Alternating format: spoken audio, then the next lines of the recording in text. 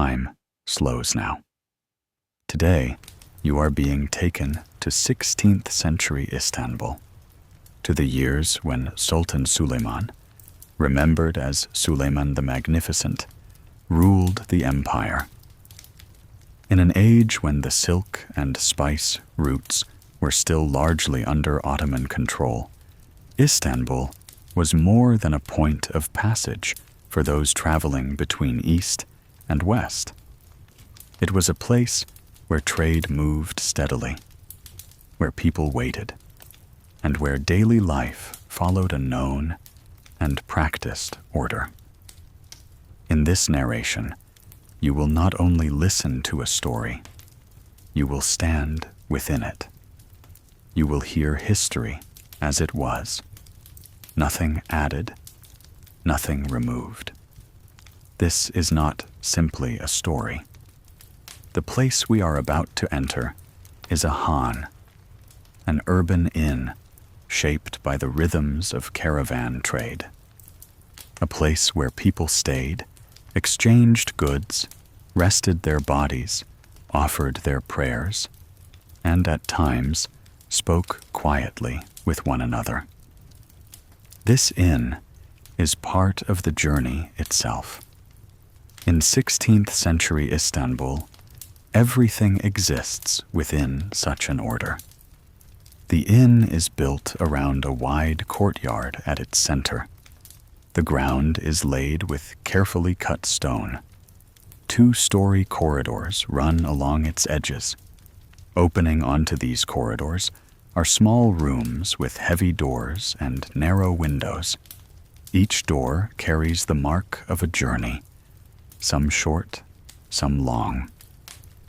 In one corner of the courtyard, there is water. The fountain serves both daily needs and cleanliness. In Ottoman urban life, the fountain is one of the clearest expressions of quiet charity.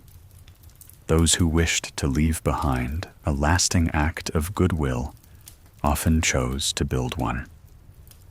Even today, as you walk through the streets of Istanbul, traces of these old fountains can still be found.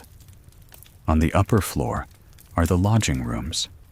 Below them, the spaces for animals and goods. Everything here has its place.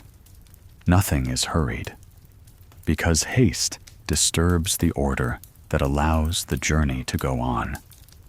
In this story, you are no longer a spectator. You are inside the inn now. You are the keeper of this inn, an Ottoman urban inn, known as a khan. The key to the door rests in your hand. The order of the courtyard, the use of the rooms, when and where the fire is lit, who is placed where.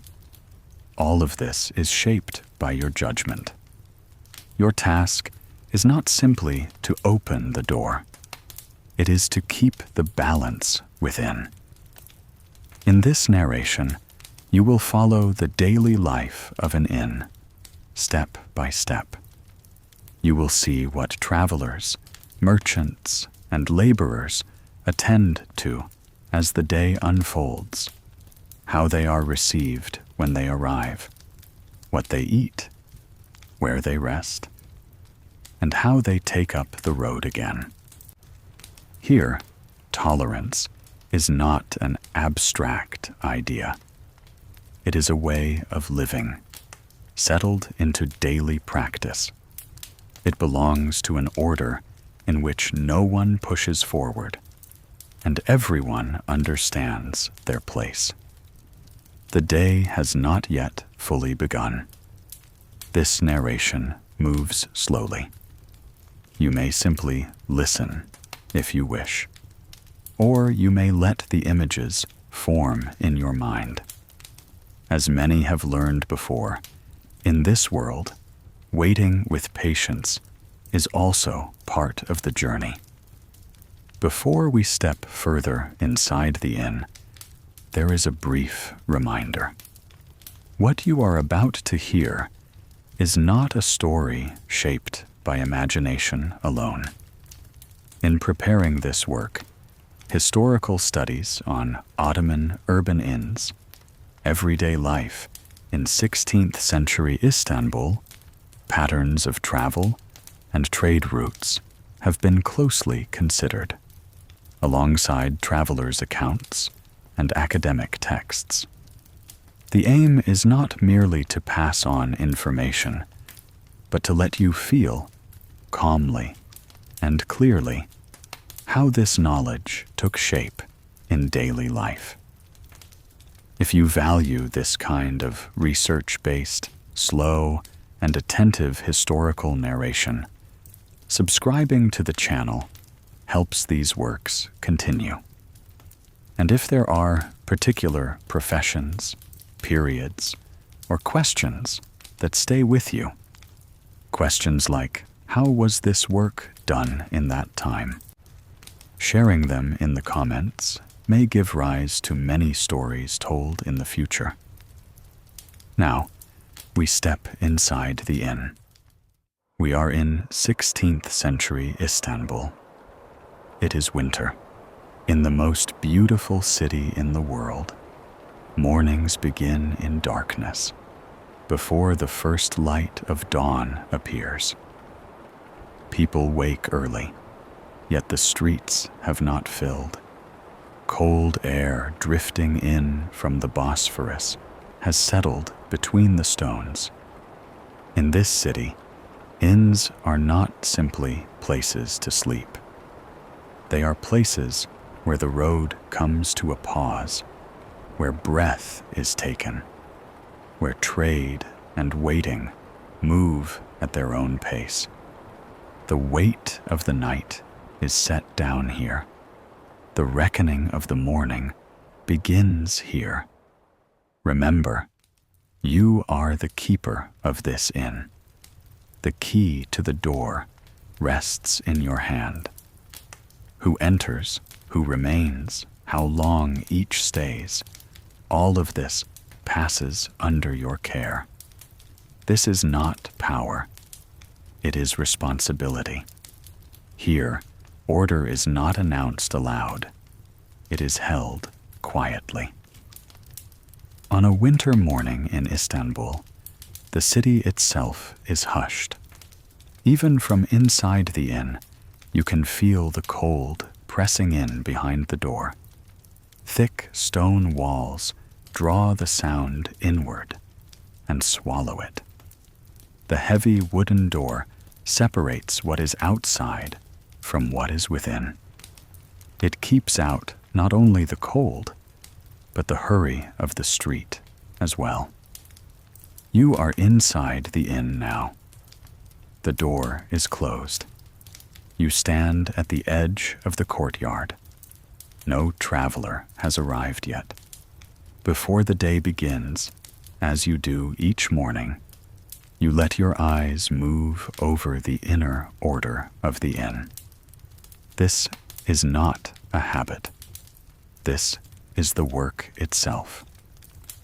In the courtyard, opposite the large hearth, low wooden divans are set close to the ground, with a broad carpet laid before them.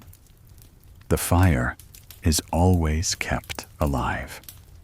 You look to it first. In the hearth of the common space, the wood is still burning. The flame is not high. It does not need to be. The fire should speak softly. A gentle crackle is enough. That it has not gone out is a sign that the inn is awake. You judge the amount of firewood by sight. Today, care will be needed. In the evening, only a measured amount of wood will be set aside for each room, enough for the night, and no more. You do not hurry this reckoning. It has been made with the same calm for years. Near the fire, large iron keys hang on the wall. Each one is heavy. None is small. They sit fully in the palm of the hand. The keys to the rooms, the stable, the storeroom, each separate, each shaped differently. They hang with care, so they are never mistaken for one another. You know what each key opens. Even before your hand moves, you already know which one you will need. The locks on the doors are thick. Their iron has been worn smooth by time, yet they remain solid. Each lock has its own sound. You recognize the metallic note it makes as it turns. These sounds are familiar to you. If the wrong door is tried at night, you know it, even from afar. Then you turn toward the kitchen. It is not large, but it is well kept. The cauldron sits where it should. Today, it is full. Beans cooked with meat will be served. The meat was bought early in the morning from a butcher within the city. It is fresh.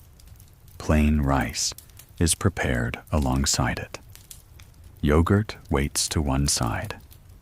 And there is a warm drink made by gently simmering dried fruit in water. Not everyone drinks wine, but this drink is meant for all. It is sweet, warm, and it settles the body. This does not happen every day, but it does happen, especially on cold days like this, when the inn is full, when the road has been long. The cauldron is allowed to simmer a little more generously. You do not do this without thought, but you are not miserly either. Reputation, at times, is held in a single bowl of food. You exchange a brief glance with the cook. There is no need for words. He does not know how the day will unfold any more than you do. But he is ready. His hands move calmly. He does not stir the pot in a rush. He lets time move at its own pace. You turn your attention to the lower end of the courtyard, where the stables are. Straw lies spread across the stone floor. The animals stand close together. Their breath rises in pale clouds. The groom is there. He keeps quiet. He runs his hand along the animals' necks, checks their feed. The water troughs are full. Because the first thing many who arrive will say is always the same: I have an animal. And when that sentence is spoken, everything must already be prepared. The sounds from the stable are familiar. A footstep, the soft ring of a chain, the dry whisper of straw. These are the everyday sounds of the inn. Silence does not mean the absence of sound. It means being surrounded by sounds you recognize. You look up toward the upper floor. The doors of the rooms are closed. Some are locked from within. There are no numbers above the doors, but you know who is staying where. Some who arrived yesterday may still be here. You have a sense of who might leave today, but it is never certain. The road does not care for plans. Along one section of the wall, a wooden board holds the room locks. Each one is heavy. They are neither rusted nor polished. Time and use have shaped them. If one is missing from its place, you notice at once. This, too, belongs to the inn's order. You walk toward the door. You place your hand on the bar set across it. It is firm. The door does not open easily, and it does not close lightly. That matters. This is not a door thrown open for every passerby. Istanbul is a large city. Many come from the road. Not all who arrive do so with clean intent. You know this.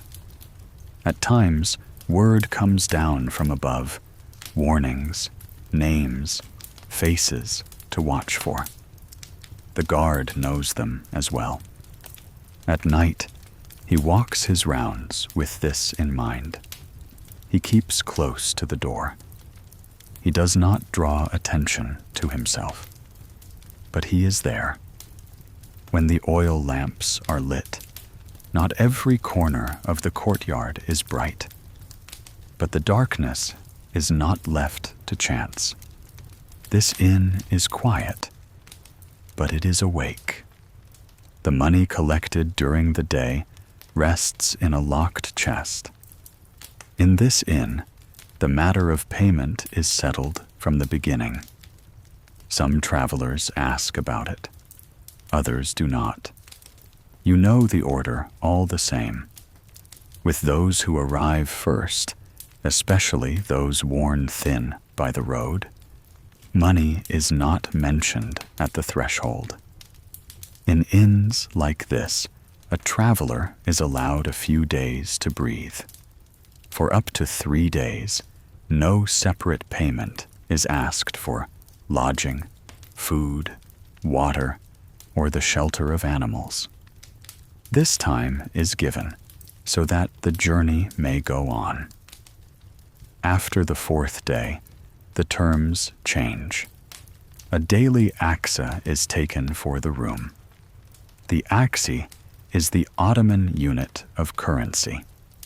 Depending on the room, its place and its size, the amount runs from 5 to 15. If there are animals, a few more are added for the stable and feed.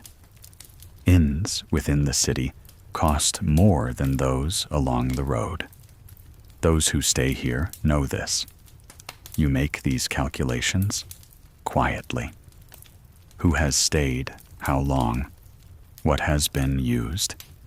Everything is already written in the ledger. When the moment comes to speak of payment, it is spoken of. Not early, not late. Who has paid? How many nights have passed? Whether there is an animal, it is all recorded. The writing is small. The lines are spaced so they can be read without effort. Nothing is left unclear. From time to time, men from the palace arrive to inspect. You are used to this. That is why everything is kept in order. You are, after all, a man of the palace yourself. Deceit and trickery are not tolerated in these lands, in this time. Suleiman did not spare even his own son. Justice in this place is hard on thieves, tyrants, and traitors. Order has been guarded here since the time of Osman. Perhaps this is why the state has endured, reaching so many doors. What you are doing now is not waiting. It is preparation. The inn must be ready inside, so that when someone steps across the threshold, he does not have to think. The traveler is weary. He is cold. He does not wish to decide anything. First, he sees the fire, then the water, then the food. Only after that does speech begin. This order has not changed for years. You return to the common area and take a place near the fire. If someone arrives, this is where they will be brought first. A bowl of something warm and sweet will be set before them. Perhaps grape juice. They will warm themselves Their breath will steady. They will return to themselves. You watch all of this from a distance.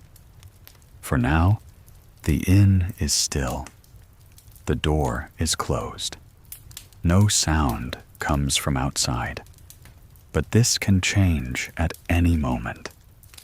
In Istanbul, the road never truly ends. Sometimes one traveler appears. Sometimes several arrive in succession. Sometimes an entire caravan stands at the gate, and the courtyard fills at once. For now, we are in the moment before anyone arrives. A quiet winter morning. The inn is ready. You are ready. At any moment, the door may be knocked.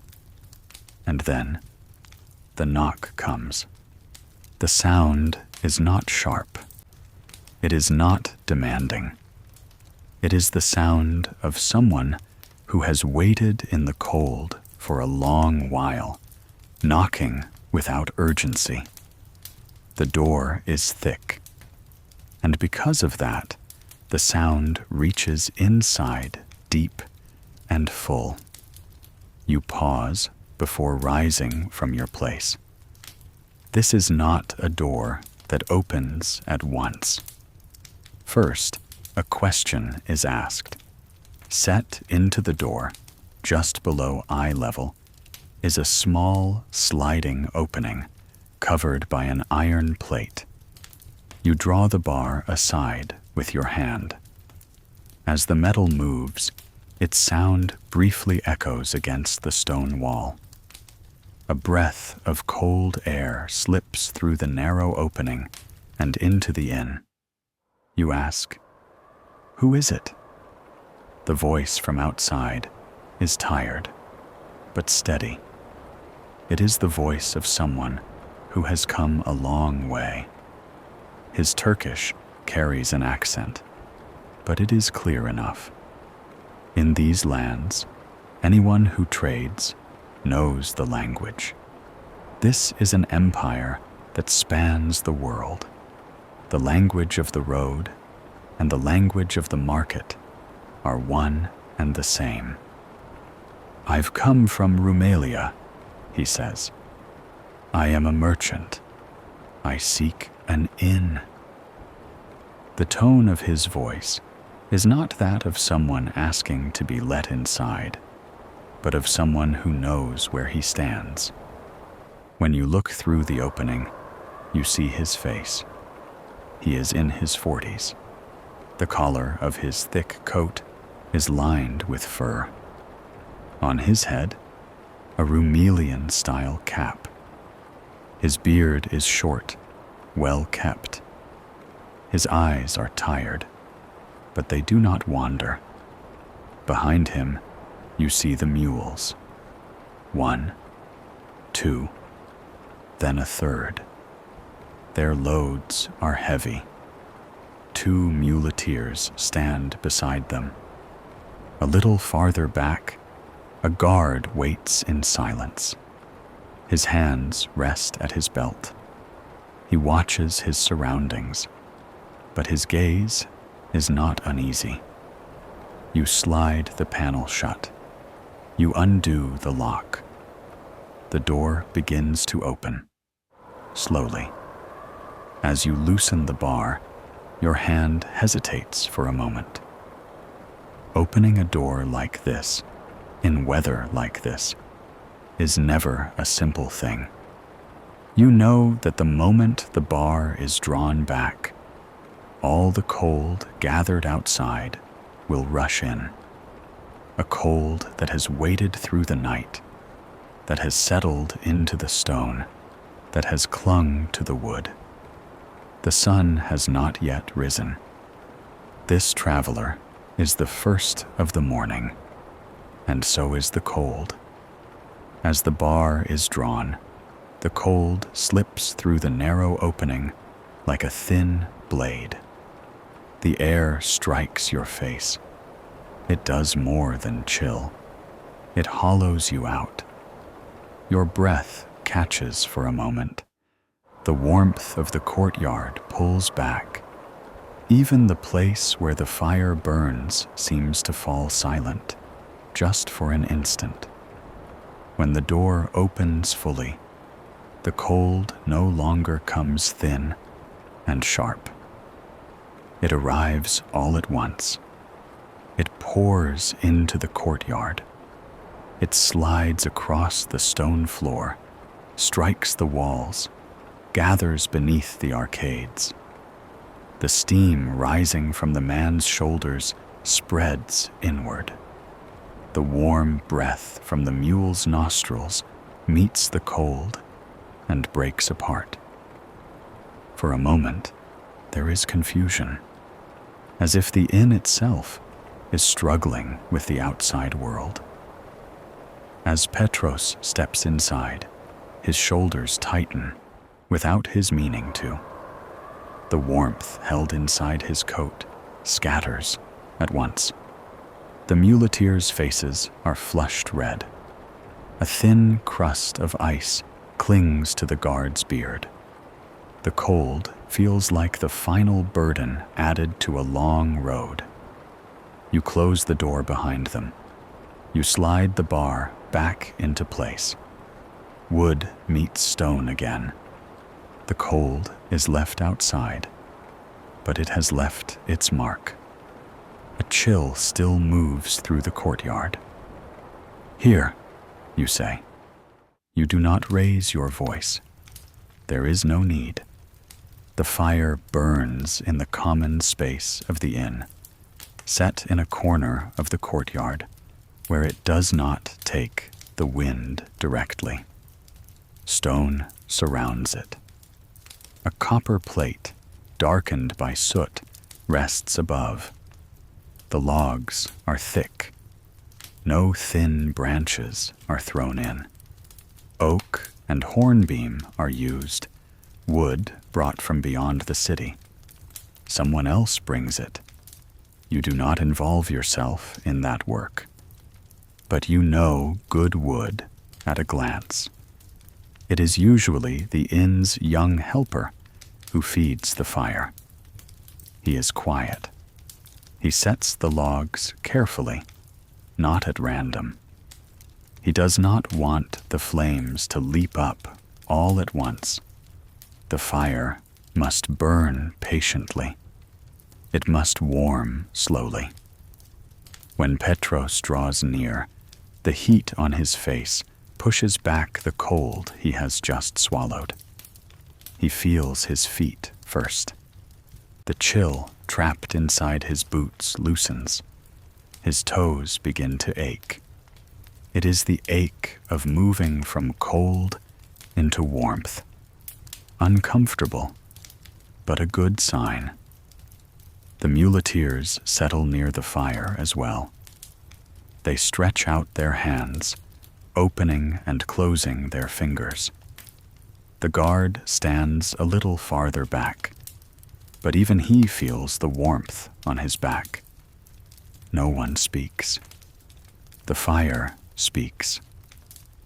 After a while, the helper returns with a copper jug. Inside is hot water. Steam rises from its mouth and mingles with the smoke of the fire. Petros loosens his boots slightly and warms his feet. The heat begins to climb, to his knees, to his waist. You ask the cook for a bowl of soup. But today, it is a different kind. There is tarhana, a patient soup, long simmered, dried yogurt, cracked wheat, onion, a little red pepper. Just before it is taken from the fire, dried mint is added. Mint announces itself with warmth. Its scent spreads at once. When a person smells it, something inside warms before the stomach ever does. When Petros takes the bowl in his hands, he pauses. The steam rises to his face. The scent of mint is familiar. Tarhana is made in Rumelia as well. But the tarhana of Istanbul's inns is different, thicker, softer. After a long road, its taste is something else entirely. He takes the first spoonful and closes his eyes without realizing it. He has missed this soup. The tarhana he drinks in Rumelia is good, but not like this. The cauldrons of Istanbul's inns are heavy. They do not hurry. Firelight touches his face. The redness in his cheeks begins to ease. One of the muleteers lets out a deep breath. The guard moves his hand a little closer to the warmth. The cold is now behind them. Outside the door, on the stones of the courtyard. Here, by the fire, time slows again. As the silence around the fire settles, you rise. The stiffness has left Petros's face. His eyelids have grown heavy. The weariness of the road returns with the warmth. The muleteers no longer speak either. Warming quiets the tongue. Rest, you say. Sleep before morning. Stay in bed until midday. Your voice is gentle. It does not command. It guides. This is the language of the inn. You take the keys from the wall. The iron is cold. The warmth of the fire has not yet reached them. When Petros takes his key, he feels its weight. The weight brings reassurance. He knows the door will close, that he will be alone inside. You climb the stone stairs together. Footsteps do not echo. The stone absorbs sound. The upper floor is cooler. The fire's warmth reaches here only faintly. Everyone knows this. The upper floor is for rest, not for warming. The rooms are not large, but they are not stifling. Petros's room looks out onto the courtyard. The walls are thick. The stone has held the night's cold. Inside, there is a coolness. Not quite cold, but not warm either. A coolness that invites sleep after a long road. There is a wooden divan. Upon it, a thick felt mat, and over that, a quilt. The quilt is heavy, not feathered, woolen. When one lies beneath it, it settles fully, leaving no gaps. A faint scent of damp rises from beneath the divan.